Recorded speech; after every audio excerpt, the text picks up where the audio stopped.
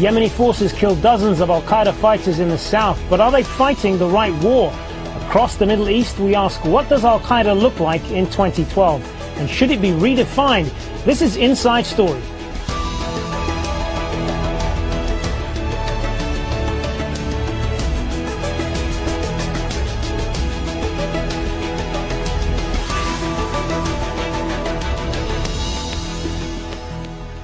Hello and welcome to the program. I'm Hazm Seeker. Well, Yemen's military, backed by US drones, has launched a major offensive in Abyan province in the south.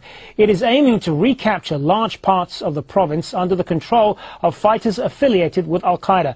We'll talk about what this fight means for Al-Qaeda and the forces battling to defeat them, as well as how much the group has evolved in the years since the 9/11 attacks of 2001. First, from Sana'a, Hashim Al-Barra reports. Yemeni army troops advance towards towns controlled by a group they say is linked to Al-Qaeda. These soldiers and pro-government tribal fighters say they are determined to uproot these fighters and affiliates from large areas of southern Yemen. Bodies of fighters from a group called Ansar al-Sharia lie on the battlefield. The army says defeating them is just a matter of time. We've conducted a major offensive in Abyan and we've killed many terrorists. We've also seized a huge quantity of weapons and ammunition and we've destroyed their vehicles. The fighting is raging in Abyan and Loda, a campaign supported by the United States and its armed drones. The army's recent gains don't compare to the ground these fighters say they gained when the country's popular uprising weakened the central government last year. And this is where they struck back, many kilometers away from the battlefields in the heart of Yemen's capital. Earlier this month, a military parade rehearsal turned into carnage when a suicide bomber disguised as a soldier blew himself up, killing more than 90 troops. At their funeral, the army leadership vowed to carry on the fight. The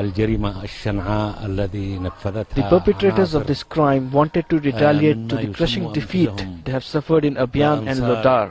They abandoned many areas they had controlled for months.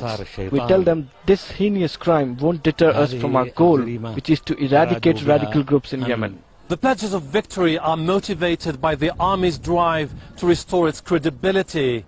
Its prestige was tarnished when it clamped down on civilians during the mass protest movement against the former president Ali Abdullah Saleh.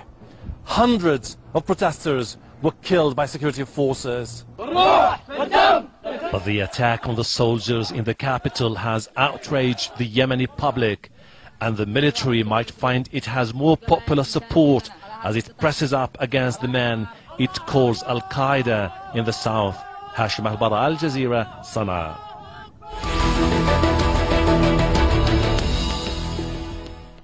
So how different is Al-Qaeda now, and should it be redefined? Well, to help us answer this question and more, we're joined by our guests. In Islamabad, Zaid Hamid, political analyst and head of the security think tank. Hamid, as we redefine Al-Qaeda here, is the United States and the other Western powers, by extension, going about this the wrong way? Are their efforts here being misdirected? You see, I would like to differ with two of my friends present here. I have spent 7 years in Afghanistan fighting against the Soviets with the same Arabs whom you call Al-Qaeda today. I have a credibility of spending time with these men who have defeated the Soviet Union. And on the basis of my experience, I can very clearly say that there is no such thing as Al-Qaeda which exists today, which is the biggest mass deception, just like the weapons of mass destruction, the phantom that was created to create a pretext for attacking Iraq. Similarly, the concept of Al-Qaeda. In Pakistan, the drone warfare is going on. But there is no Al-Qaeda here. There is Tehreek-e-Taliban Pakistan, which is an insurgent group backed by the Americans, CIA, and the Indian intelligence RAW. And the Afghan Taliban. There is no Al-Qaeda here, but the Americans are still creating a justification for, in the name of Al-Qaeda, for waging a drone war in Pakistan. Precisely the same. Al-Qaeda, there are so many Arabs who came to Afghanistan to fight the Soviets, they went back to their countries. and generally a brand name is given to all those Arabs who are either angry with their governments or who are not happy with, or they want to bring a change in their society or bring an Islamic system into those places. Some of them are useful idiots. Some of them are planted by the foreign intelligence agencies. And where the so-called Al-Qaeda does not exist, CIA, MI6 create such assets. For example, in Basra, British SAS were caught planting car bombs to ignite a sectarian war in Basra, which would be attributed to so-called a phantom Al-Qaeda. This is the documented fact. That particular event was caught, hence recorded. There have been so many operations like these where CIA or SAS have been involved in creating characters like Ayman al-Zawahiri or Abu Musab al-Zarqawi, who in reality were actually paid and backed by the Foreign Secret Service. Giving you the example of Libya now, where the man who's head of the Libyan resistance is a former Afghan resistance, or I would say a former Al-Qaeda. So, and he has been backed by the NATO. I have seen the videos, I have seen the footage where the Arabs, where the Libyan resistance is slaughtering, actually beheading the Libyan troops, exactly in the same manner in which you call Al-Qaeda. But Al-Qaeda is an issue, and we're going to talk a little bit more about that now. The fact that you have to try and defeat the idea. So, Zaid Hamid, if you don't believe in the concept of an Al-Qaeda as it's currently viewed, then how do you see these groups? How should they be seen then by the wider world? You see, what is happening is, for example, giving you the example of Algeria, in 90s, when the Afghan jihad ended, lots of Algerians went back to their country and they formed FIS, F-I-S, the political organization. They participated in the elections. And they actually won the elections. And only when the elections were scuttled, when the military took over and started to prosecute these people, a war of resistance, a war, civil war began in Algeria. And then they were given a brand name of Al-Qaeda, which in reality is a popular resistance trying to get back their own rights against their own army for defying them the political will through democracy. Now, this is what is happening. In so many countries and so many places, disgruntled groups always exist. And branding each one of them as a generic name of Al-Qaeda is total rubbish. It's disinformation, and it is a wrong threat analysis. In Pakistan and in every country, whomever you call Al-Qaeda, they are in such fringes. They are such a minority. For example, Pakistan is 180 million people.